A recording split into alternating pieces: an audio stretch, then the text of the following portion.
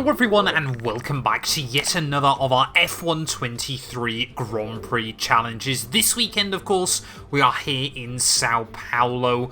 You know, the sprint race was absolutely fantastic, I hope, because obviously I'm recording this long before then, but how will the real race be tomorrow? Let me know down in the comments below, and of course, if you aren't already, please do make sure you get yourself subscribed as well. You know, we're very, very close to 120,000 subscribers at the time of recording, so it'd be greatly appreciated if you could help me get one step closer. But yeah, Interlagos, though, obviously an iconic Formula 1 circuit, and today we're going to be racing as George Russell, of course, last year's winner.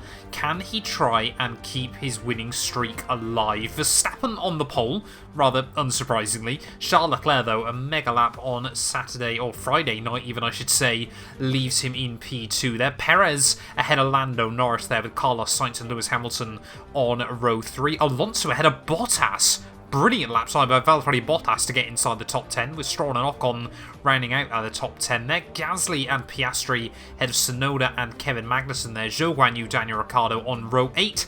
Albon ahead of Hülkenberg with Logan Sargent and then ourselves, George Russell, rounding out the grid.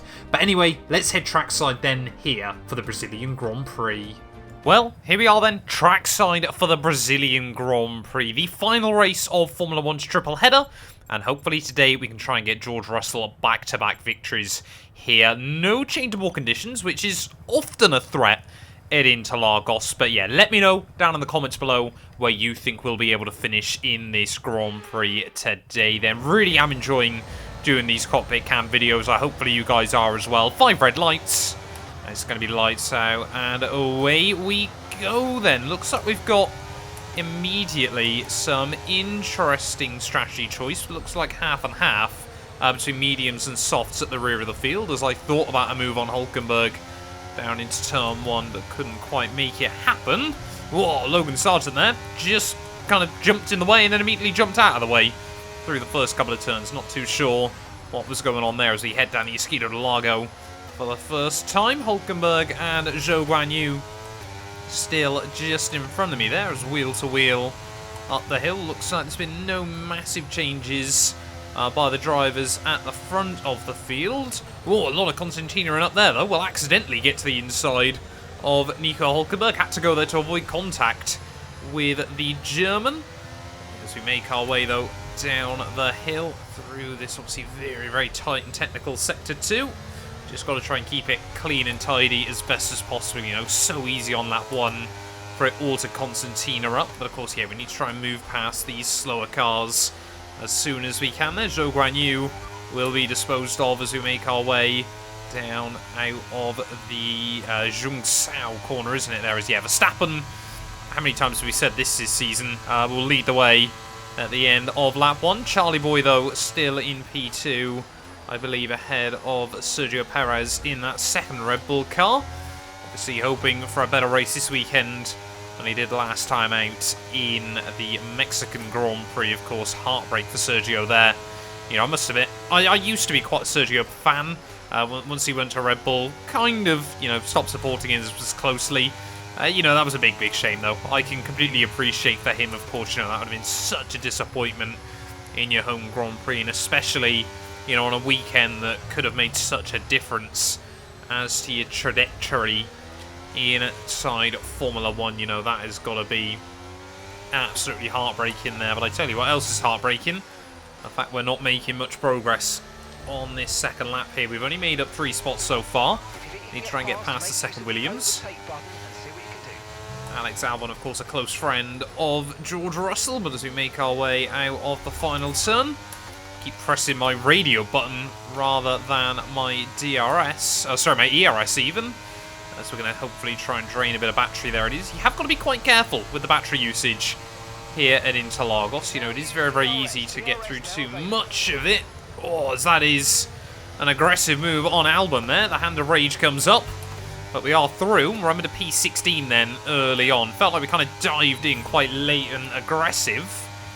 But we were able to complete the move as on our weekly update as to where the DRS button is on each of the car's cockpits. This time around it's right on the left hand side, so you'll know if we've activated the DRS, if you see a little green LED on the left.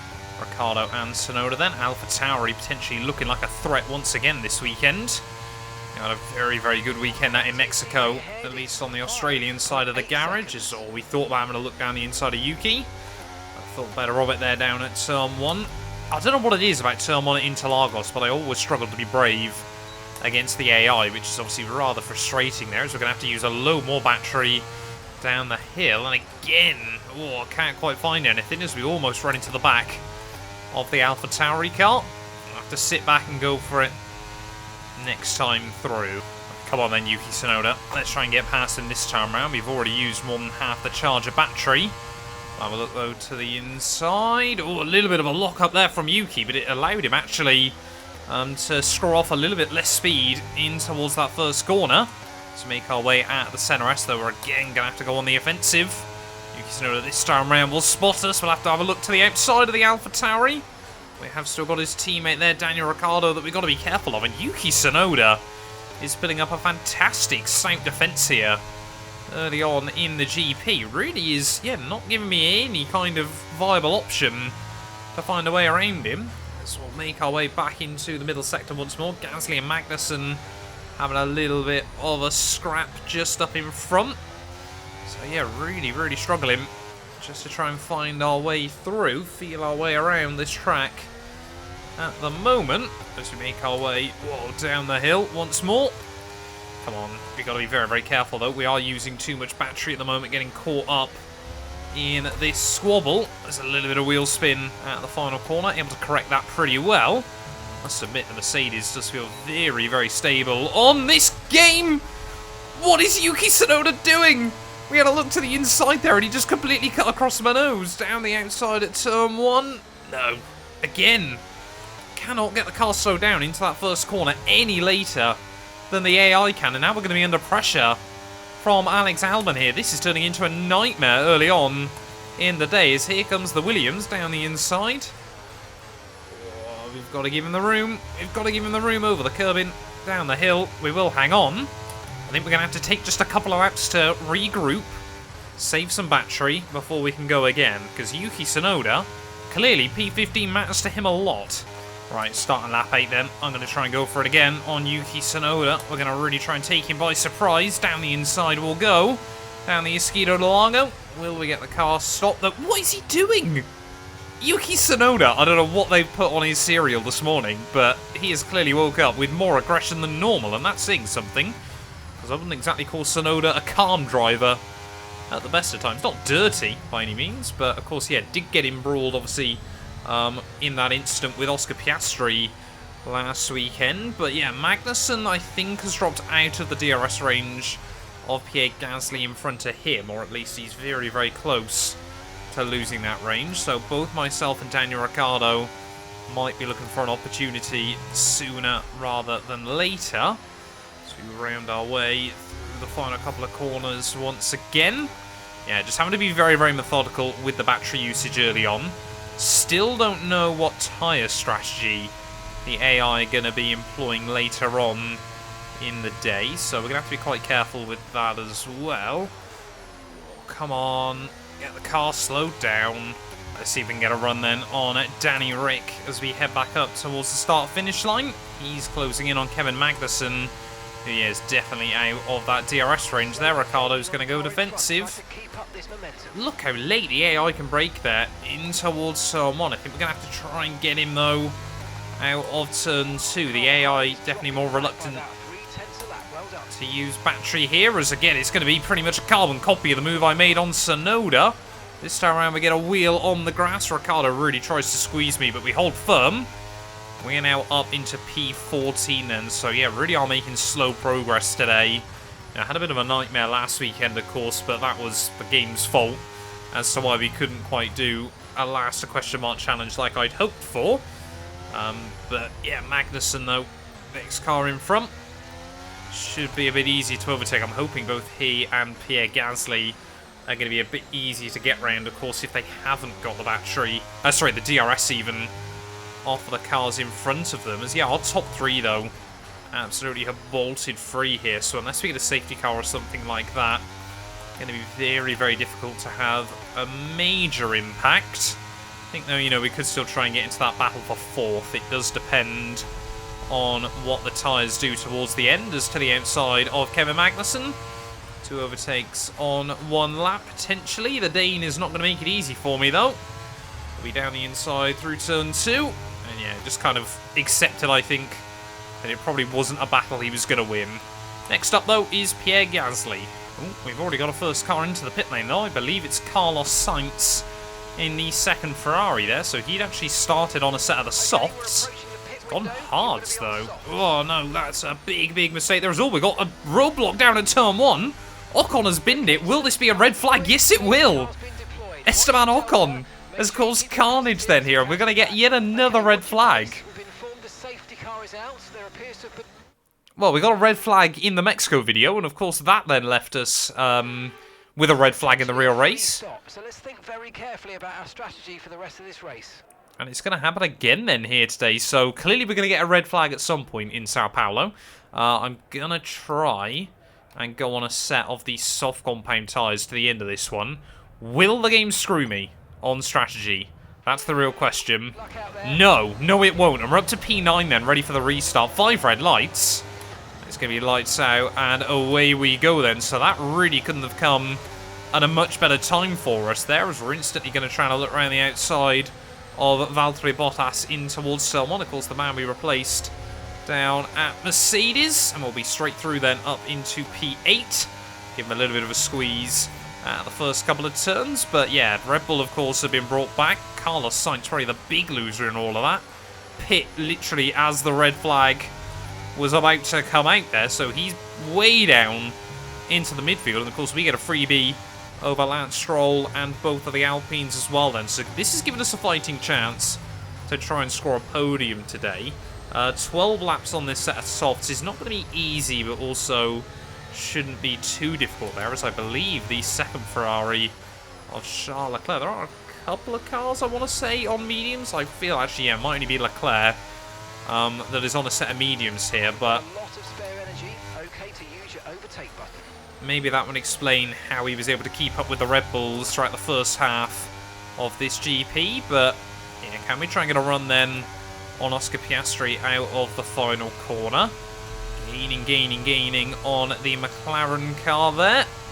Surely going to have a look to the outside. Can try and brake late, but Oscar Piastri, again, the AI, put up very, very stout defence here in Interlagos once again.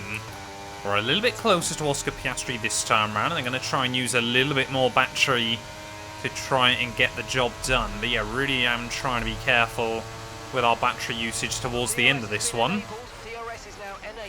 Because again, you can just see now, I feel like I'm braking pretty much as late as I sensibly can without going at risk at locking up there. And Oscar Piastri has launched it through the center S there to pull out a little bit of time. DRS, of course, now re-enabled.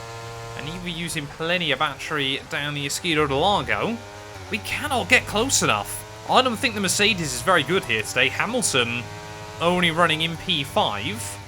We, yeah, just have not got a car that is performing particularly well. Whether the Merc just doesn't suit this track inside F123, it's definitely not as stable as some of the other cars I've driven. Feels like it swings around a little bit more, kind of a bit more on a pendulum off the front end.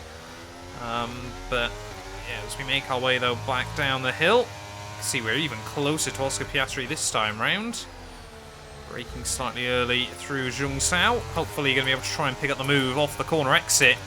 Come on, surely this time round we can try and get a run on Oscar Piastri with the DRS as well. We know the AI are going to try and squeeze me over the inside, but we will switch him back to the inside then of Oscar Piastri. Keep the nose there, gambling late on the brakes. So he just backs out through turn 2, and we are up into P7. Mark loving that one as well. All good in the hood. Oh, we got some battling going on. I think that's Charles Leclerc, Lando, Norris. To make our way down in towards turn 4. And yeah, Charles Leclerc looked absolutely rapid throughout the opening stages of this race. Now we got 4 cars from 4 different teams there duking it out just a little way in front. This is fantastic to see, and hopefully for us, going to mean we can make it a 5-car scrap. Oh, here we go. Charles Leclerc again. Down to the inside of Lando Norris this time round. And looks like, whoa, he should be able to make it work there. You can see how hard we're trying to push to try and get closer. But no, Lando Norris, as we make our way into Ferradura, will hang on to the position this time. So is Lando Norris going to be able to get yet another podium in Formula 1 here? Of course, arguably one of his greatest ever races last weekend in Mexico. Wasn't a podium or anything like that, but yeah, from the back of the field, basically twice. Did a fantastic job to make his way past as many cars as he did. 5 laps to go, though, here from Interlagos. We have now finally got inside the range of Fernando Alonso, so we can try and save a little bit of battery here and really go for a late race attack on these cars in front. There's again Charles Leclerc to the outside of Lando Norris. Lewis Hamilton seems to have the best view for this one, as Charles, clean around the outside he'll go. Well, I've tried to be as gentle on the tyres as I possibly can be over these last few laps, but we obviously know if the AI have got any spare battery, they're going to try and deploy it all in the last lap or two, so we need to actually try and go for a bit of an attack earlier if possible. Because, of course, yeah, obviously, if they all then go for it at each other, we're going to really struggle actually try and make our way through. Still definitely feel like a podium could be possible here as Verstappen absolutely waltzed off into the distance once again. How many times have I said that so far doing these Grand Prix challenges? Definitely one of the things F123 has got rather accurate as we make our way down through the bottom of the hill.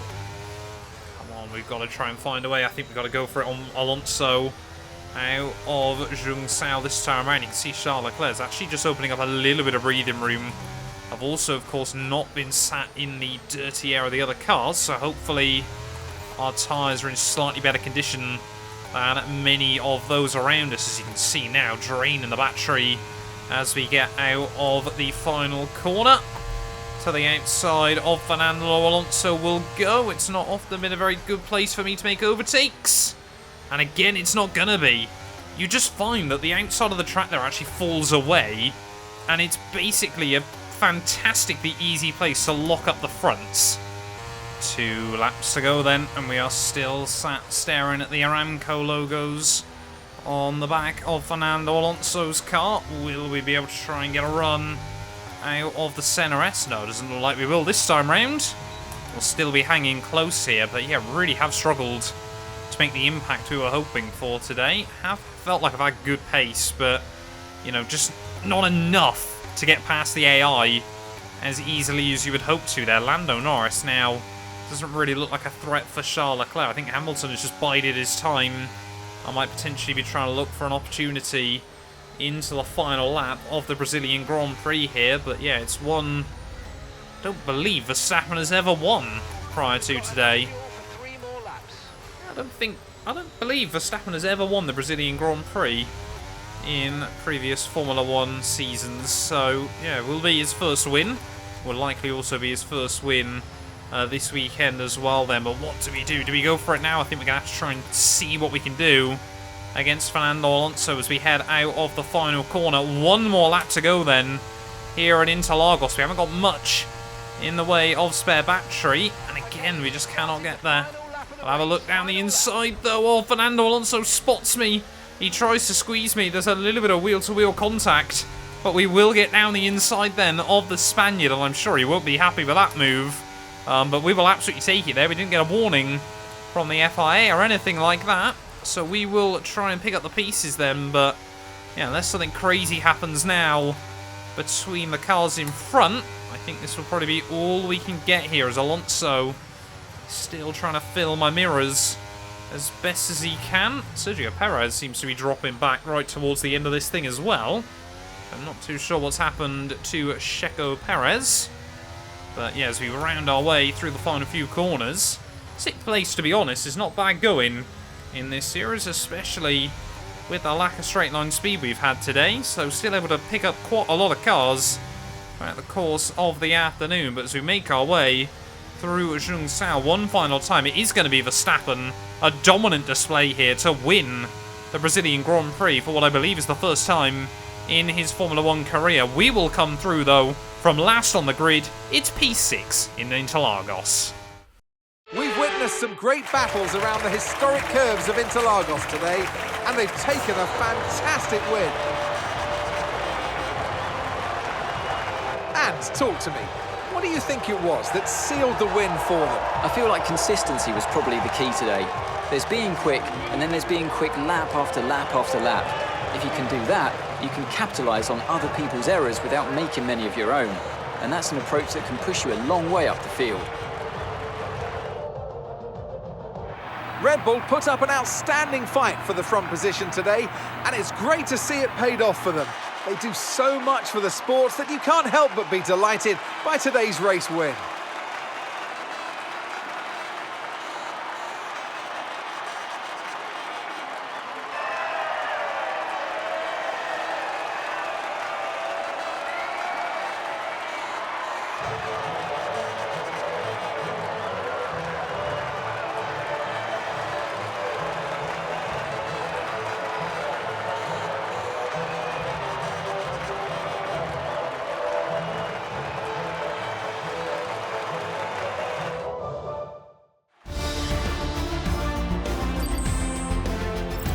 So, Anthony Davidson, who would you rank as your driver of the day?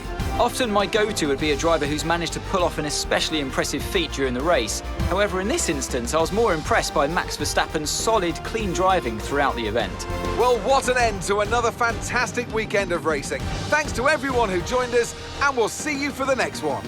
Well, there we are then. Max Verstappen, victor here in the Brazilian GP. Sergio Perez, though, finally back on the podium with second place there. Charles Leclerc ahead of Lando, Norris there, all three Brits in a line from 4th through 6th. Alonso, Piastri, Stroll and Ocon rounding out our top 10 there. Not really any massive standout results looking up and down the field. But yeah, thank you all so much for watching this video. If you have enjoyed, please do make sure to leave a like, get yourself subscribed, and we'll be back very, very soon. We got the feature race tomorrow from the F2 career mode. You guys do not want to miss that. A massive thank you to all of my YouTube members and my Patreon supporters for their continued donations to help my work. These things go much further than I think a lot of you ever realise, and allow me to continue making content full-time here on YouTube. So if you want to support me from as little as £1 a month and be featured on all of these end clips, either click the join button next to the subscribe or head over to my Patreon. There's a link down in the description.